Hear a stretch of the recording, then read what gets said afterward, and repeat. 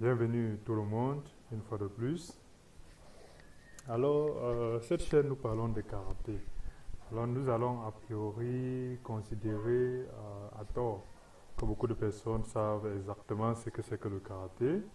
Il ne s'agit pas de savoir exactement de ce que c'est que le karaté, mais il s'agit d'avoir une idée de ce que c'est que cet art. Premièrement, ce que nous pouvons dire, c'est que le karaté, tout simplement, nous ne venons pas ici faire des choses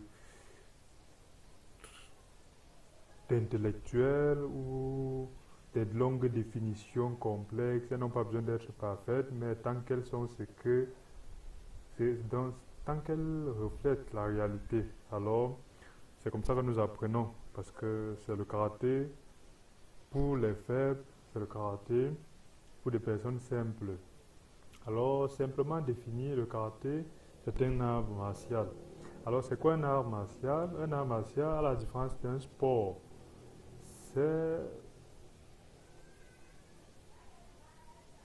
un ensemble de techniques qui permettent de faire la guerre.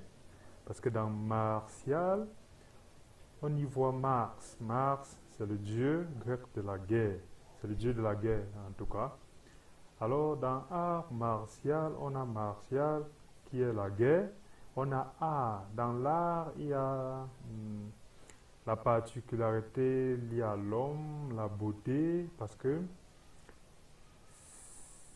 à un moment donné, le karaté doit être personnel. Ça veut dire la manière d'une personne, qu'une personne a de faire une technique et la manière qu'une personne B a de faire la même technique, cette manière doit différer. Alors, elle diffère. En ce moment, on peut dire que c'est lié à la personne qui fait. Ces personnes font la même chose, mais cette chose-là est différente. C'est ça, on peut dire que c'est un art. Chacun fait ça à sa manière. Alors, c'est un art martial, cette particularité-là que les sports n'ont pas, c'est pour faire la guerre. C'est pour faire la guerre.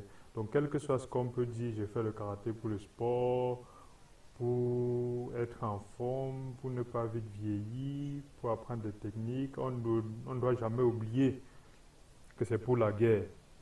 D'accord.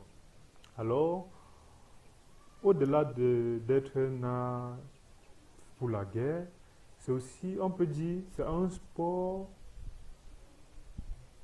ayant une philosophie. Donc, c'est pas un sport simplement parce qu'il y a des actes physiques que nous faisons, mais c'est un sport ayant une philosophie. Ça veut dire, contrairement à un sport comme la danse, l'athlétisme, le karaté est couplé avec une philosophie qui est une manière de faire, une manière de vivre, une manière de penser. Ça veut dire, un karatéka, au-delà de faire de façon physique, spirituellement aussi, doit adopter la mentalité du karaté. Alors, ça nous amène donc à la définition même du karaté. Karaté, c'est un art de la main vide. Karaté, ça veut dire l'art de la main vide.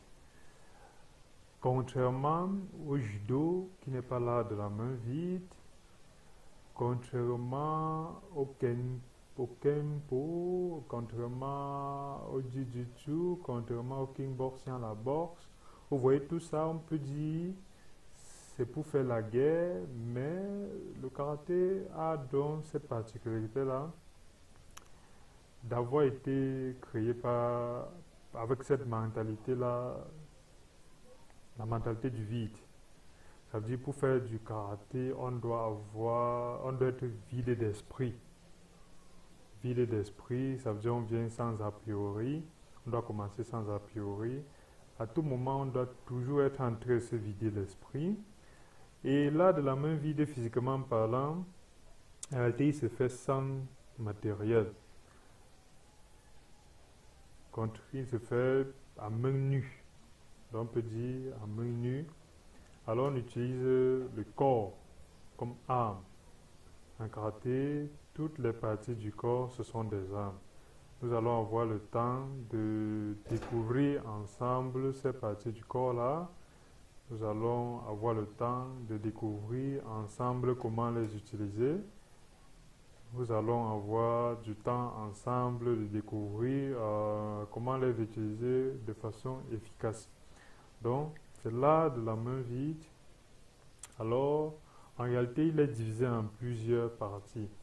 Principalement, nous focalisons sur trois parties qui sont le comité. Le comité, c'est la partie du karaté qui s'applique au combat. Au combat. Il y en a plusieurs types de comités. Il y a le Ji comité et beaucoup d'autres. Beaucoup d'autres comités. Après le comité, il y a les Kion. Les Kion, ce sont les techniques de base. Donc, ce sont des techniques décomposées qui permettent d'avoir la base en karaté. Et au-delà du comité du Kion, nous avons les katas. Les katas, c'est la partie du karaté qui s'applique à des formes, des déplacements des formes. Donc, le karaté principalement est divisé en trois, le comité, le kata, le Kion. En réalité, il y en a plusieurs autres parties. Mais puisque en s'occidentalisant, le karaté, on n'a gardé que ces trois parties-là, mais en réalité, il y en a plusieurs.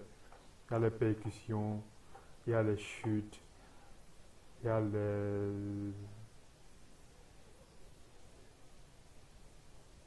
self-défense, il y a l'utilisation du matériel agricole et beaucoup de choses. Mais à la base, nous allons nous focaliser sur les katas, les kions et les comités. Merci.